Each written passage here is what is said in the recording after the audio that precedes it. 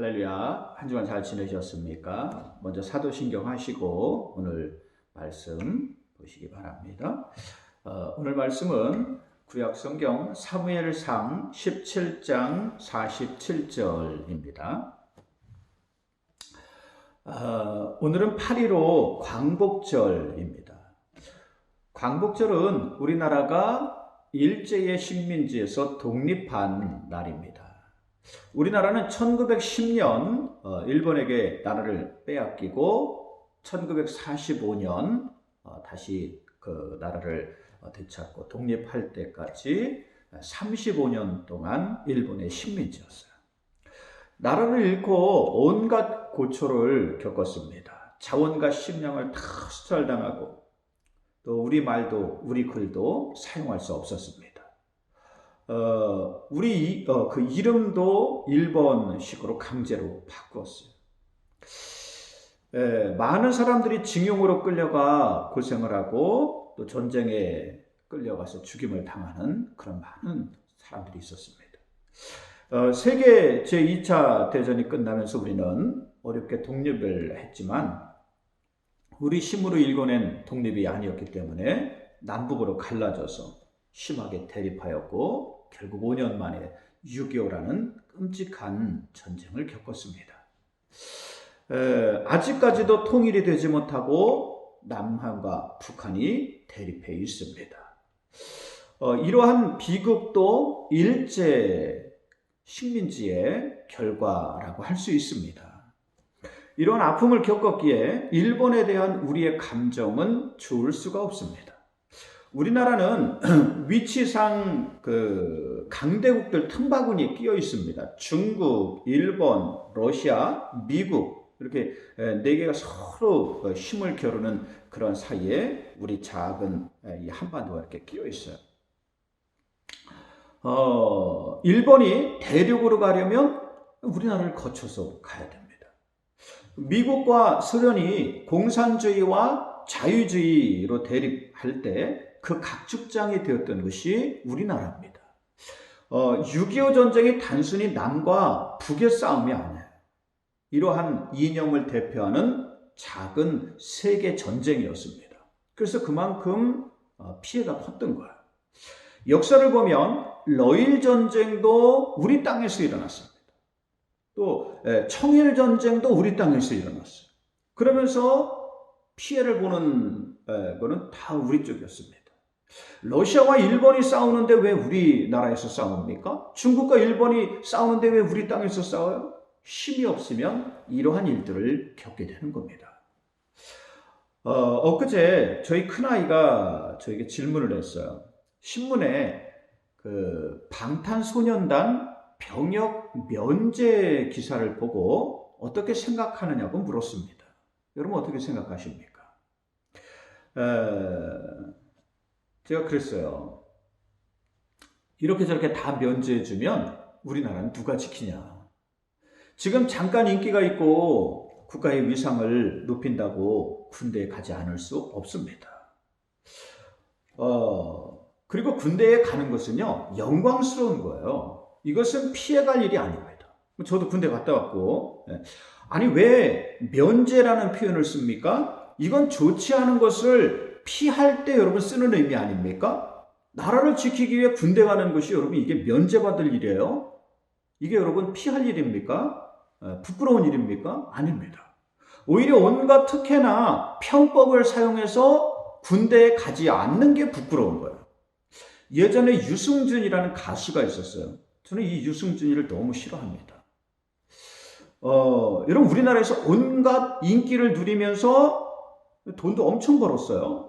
군대 여러분 갈 것처럼 다 병역 가서 검사도 받고 그랬습니다. 그러다가 군대 갈 날이 다가오니까 미국 시민권을 취득해가지고 홀랑 도주해 버렸어요. 그리고 그러니까 이제 병역 기피자가 되죠. 우리나라에서 여러분 18년 동안 계속 못 들어오게 한 거예요. 그러니까 여러분 얼마 전에 인터넷으로 이렇게 이제 보니까 이 사람이 우리나라에 대해서 막 비방하는 거예요. 왜 나만 이렇게 못 들어오게 하냐? 뭐 다들 그러는데 다들 그러긴? 누가 다들 그럽니까? 그러면서 뭐 자기는 억울하다, 이건 음모다, 병무청장 어쩌고저쩌고 막 이런 비난하면서 막 혀를 쯧쯧 차면서 말이죠. 그걸 해가지고 이렇게 인터넷에 이제 올렸습니다. 참 도리를 모르는 자입니다. 이러한 전례가 있어요. 그리고 요즘은요, 군대가 18개월입니다. 제 조카도 이번 주에 이제 제대를 하는데요. 정말 엊그제 군대 간다고 막 그러는 것 같은데, 뭐, 당사자는 오래 걸렸겠죠. 근데 여러분, 휴가 2달 빼면요, 코로나 때문에 휴가를 이제 못 나왔잖아요. 그러니까 원래 10월 달에 제대인데, 8월 달에 내보내주는 거예요. 15개월 정도입니다. 그러면 1년 정도 되는 기간이에요. 이 기간은 어학연수도 갔다 오지 않습니까? 여러분, 그리고 군대에서요, 사회에 필요한 걸 굉장히 많이 배웁니다. 저도 군대에서 여러분 굉장히 많이 배웠어요. 여러분, 그 중에 배우는 게 뭐냐면 공동체 생활을 여러분 배우고요. 그 다음에 중요한 게 뭐냐면 남이 어느 정도에서 힘들어 하는지 이걸 알게 돼요. 이걸 여러분 배우게 됩니다. 이걸 누가 가르쳐 줍니까? 내가 일해보니까 힘들고 내가 다른 사람을 시킬 때 그만큼 힘들겠구나. 이걸 배우게 된단 말이에요. 그래서 제가 아이에게 그랬습니다. 우리는 남자만 군대 가는 게 아니라 여자도 군대 가야 된다. 이건 평등 때문에 말하는 게 아니에요. 먼저 나라가 없으면요, 남자건 여자건 누구나 큰 고통을 겪습니다. 그리고 우리나라는 특수한 상황이에요. 세계에서 유일하게 나라가 갈라져 있습니다. 유일한 분단 국가예요. 적이 있습니다. 북한이라는 분명한 적이 있어요. 요즘은 여러분 이게 참 정신이 없어요. 북한을 주적으로 해야 되느냐? 그들은 여러분 칼과 총으로 언제든지 우리를 공격하려고 하는데 우리는 그들이 적인가? 그걸 고민할 때입니까? 우리는 분명한 적이 있습니다. 여러분, 세계에서 우리와 아주 비슷한 나라가 있어요. 바로 이스라엘입니다. 이스라엘은 위치적인 것도 그렇고 역사적인 것도 우리와 상당히 비슷해요. 이들도 나라를 잃고 엄청난 고통을 겪었어요. 여러분, 히틀러가 600만 명의 유태인들 죽이죠. 이스라엘 민족이에요. 그 다음에 또 그 전에 흑사병, 중세시대에 흑사병이 번졌을 때는 이건 유대인들이 독을 퍼뜨렸다 해가지고 만나는 유대인들마다 다 죽였어요. 잔인하게 다 죽였습니다. 이러한 역사에 또 여러분 아픔이 있습니다. 어디서 정착해서 살만하면 재산을 다 뺏기고 쫓겨나기 일쑤였어요. 이러한 이스라엘이 다시 힘들게 나라를 회복한 것도 우리나라와 비슷해요.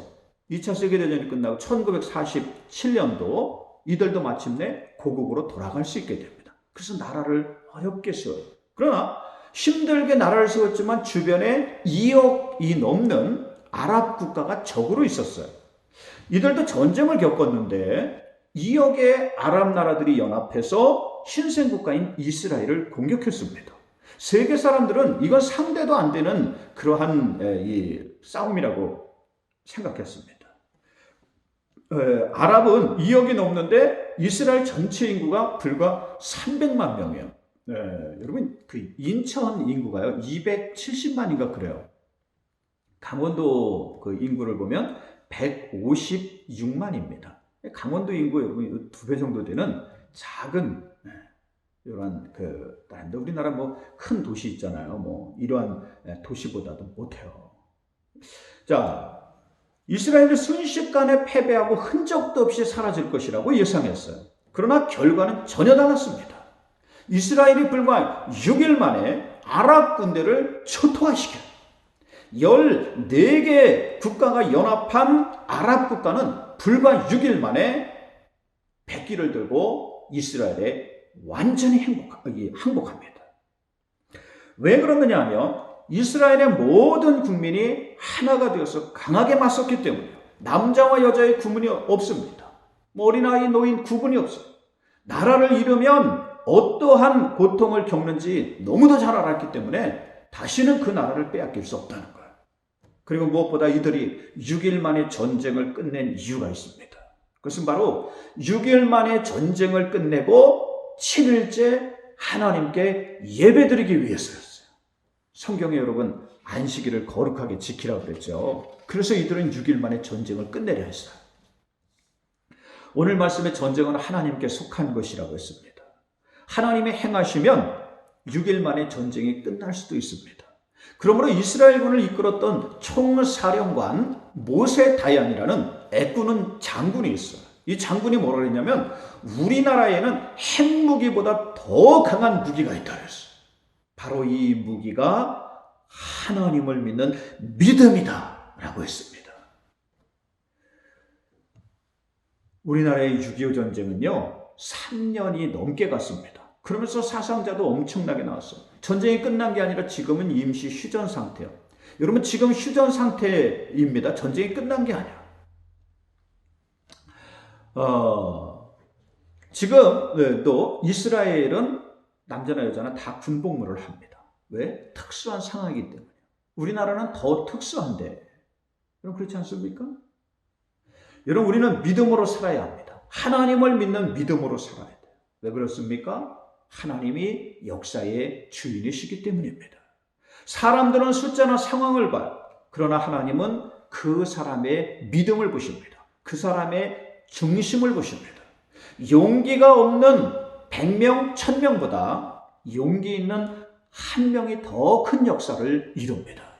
오늘 말씀 보십시오. 자, 다윗과 골리앗의 싸움. 겉으로 보면 이 싸움은 상대가 되지 않습니다. 골리앗이 다윗보다 갑절은 컸어요. 머리에서 발끝까지 완전 무장을 합니다. 재밌는 건 완전 무장을 하면 불리한 점도 있어요.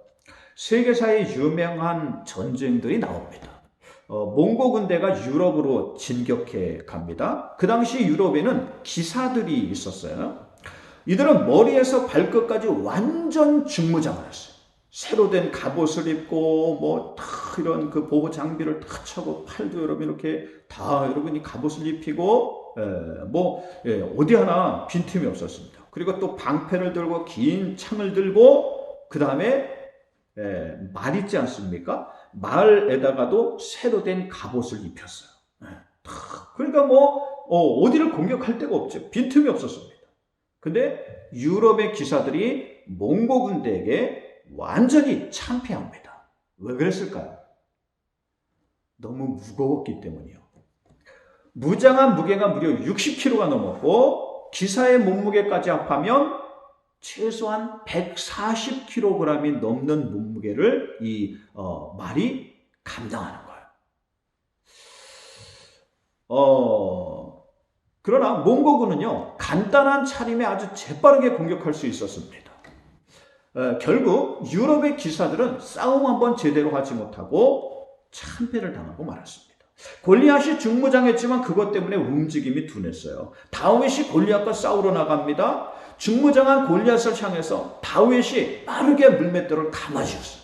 그러면서 골리앗을 향해서 너는 칼과 창으로 무장해 나오지만 나는 만군의 여호와 하나님의 이름으로 나오노라 하면서 물맷돌을 힘차게 감아 던졌습니다. 그래서 이게 휙 날아가가지고 골리앗의 이마에 정통으로 맞은 거예요. 그러자 골리앗이 순간적으로 기절하고 쓰러집니다. 그러니까 다윗이 막 달려가가지고 골리앗의 칼을 빼서 그의 목을 치면서 무찔렀습니다. 이런 전쟁은 하나님께 속한 거예요. 기드온은 300명으로 7만이 넘는 미디안 대군과 싸워요. 수적으로 계산해도 도저히 여러분 싸움이 되지 않는 숫자예요. 근데 성경을 보면 중요한 그 부분이 있어요. 처음에 그 미디안 군대가 쳐들어왔을 때 기드온이 각 지파에 사람을 보내서 싸울 사람들을 다 모읍니다. 그러니까 각 지파에서 많은 사람들이 싸우러 나요. 3만 명이 넘는 사람들이 싸우러 나옵니다. 자, 그런데 하나님이 숫자가 너무 많으니 싸울 용기가 나지 않거나 두려운 사람들은 다 돌려보내라 그랬어요. 그러니까 22,000명이 돌아버렸어요. 그래도 10,000명 정도 남았으니까 이거 전략만 잘 쓰면 여러분 승산이 있지 않습니까? 근데 이번에도 하나님은 시냇가에 가서 이 물을 먹는 사람들을 보고 개같이 막 그거를 핥아먹는 사람들은 돌려보내고 무릎을 꿇고 그것을 물을 떠가지고 손으로 떠서 이렇게 조심스럽게 먹는 사람만 남기라 그랬습니다. 보니까 엎드려서 막 허겁지겁 물을 먹는 사람들이 몇 명이냐면 7,700명이요. 그리고 손으로 물을 떠서 먹는 사람들은 300명이었습니다. 300명만 남고 다 돌아간 거예요. 여러분 300명으로 뭘 할 수 있습니까? 300명으로 어떻게 7만 대군과 싸울 수 있습니까? 자, 여러분 하나님은 이러한 기드온과 300명의 용사들에게 자, 뭐라 그러시냐면 이게 그냥 하나님이 막 여러분 이렇게 고른 게 아니에요. 이 300명을 남게 하셨을 때 이들은요 하나님의 어떤 목적을 두고 선택하시는 겁니다. 물을 손으로 떠서 먹는 사람은 어떤 사람입니까? 굉장히 조심성이 많고 신중한 사람이에요.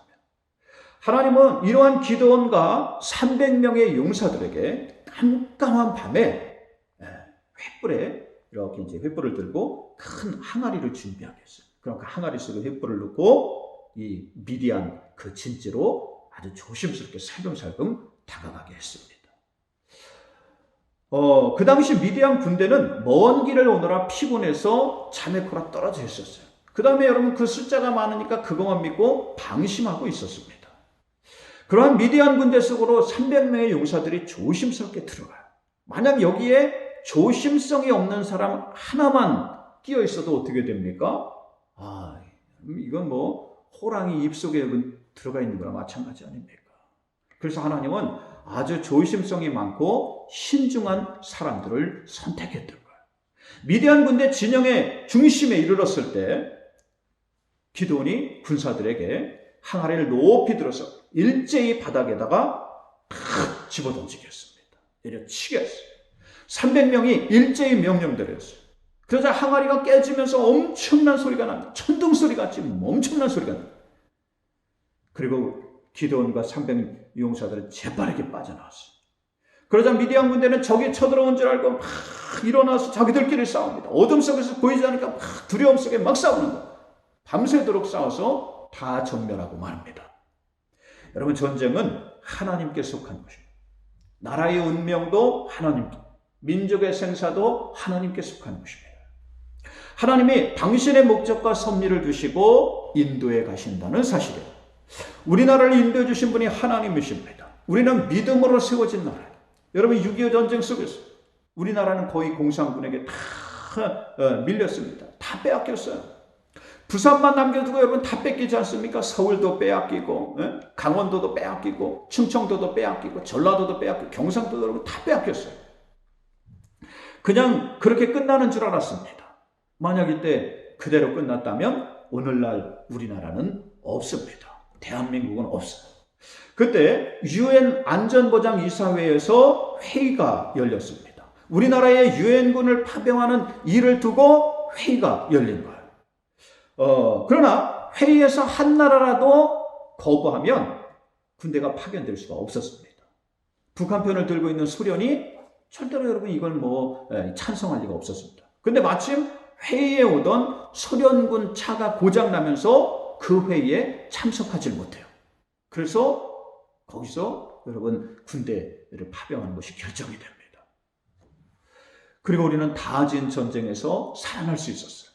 하나님이 이 나라와 이 민족을 위해서 귀하게 쓰시려고 준비하셨기 때문에 마지막 때에 하나님 나라를 위해 이 나라와 이 민족을 사용하시려고 예비하셨기 때문입니다.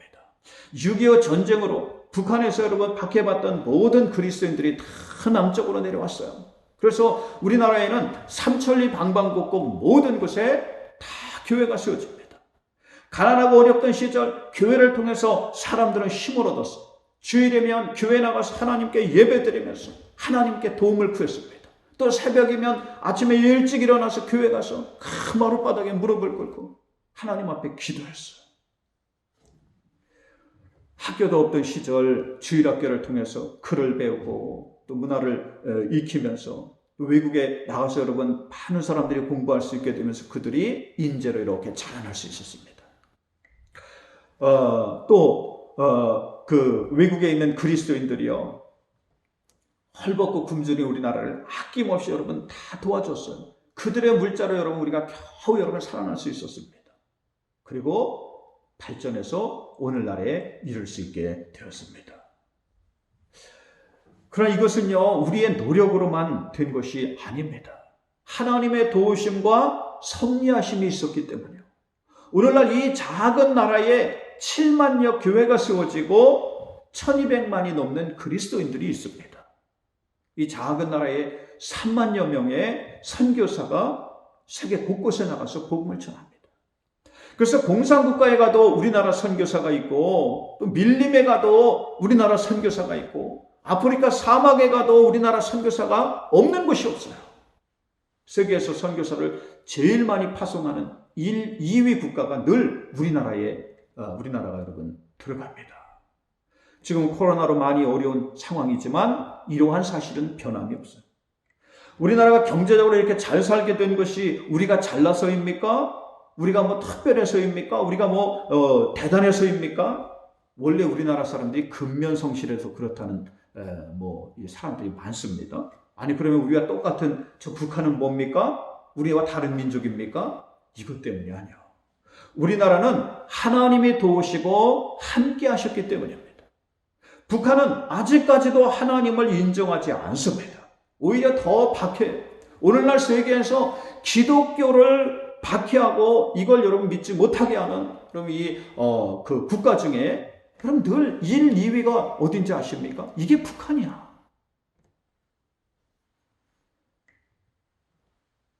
믿음이 없기 때문에요.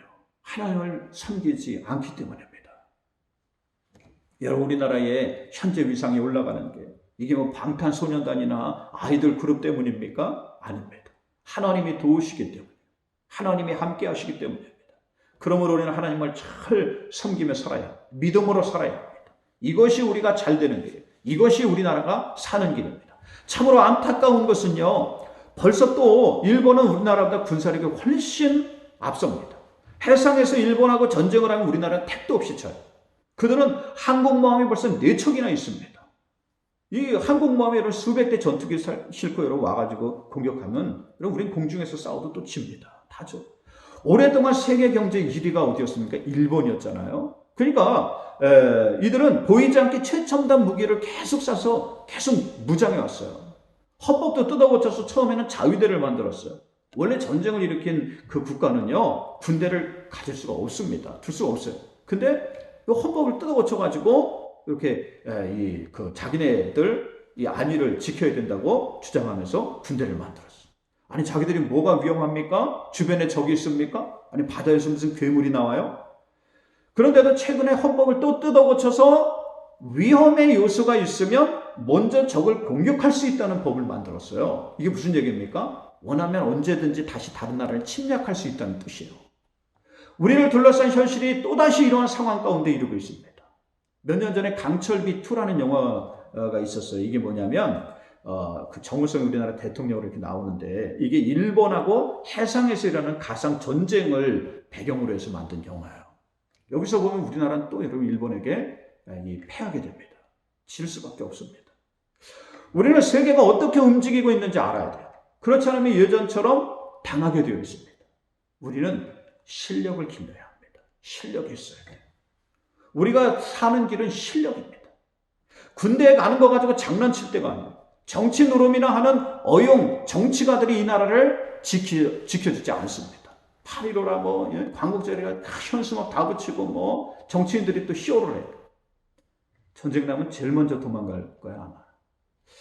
조선이 망할 때 얼마나 말 잘하는 정치인들이 많았습니까? 베트남이 망하기 직전에 얼마나 잘난 정치가들이 많았습니까? 사람이 우리를 지키지 못합니다. 나라가 망하면 가장 고통받는 것은 백성들입니다. 시민들이에요. 이 나라는 특별한 사람이 지키는 게 아닙니다. 힘 있는 자들이 무엇을 해주는 게 아닙니다. 우리 한 사람 한 사람이 깨어 있어야 합니다. 그리고 무엇보다 믿음의 실력이 있어야 합니다. 하나님을 믿으며 잘 살아야 합니다. 믿음에 열심히 있어야 돼요. 바르게 믿어야 돼요. 이 나라는 하나님의 특별한 목적과 섭리를 두고 세우셨기 때문이에요. 그러므로 믿음의 실력으로 살아야 합니다. 이것이 우리가 사는 길이에요.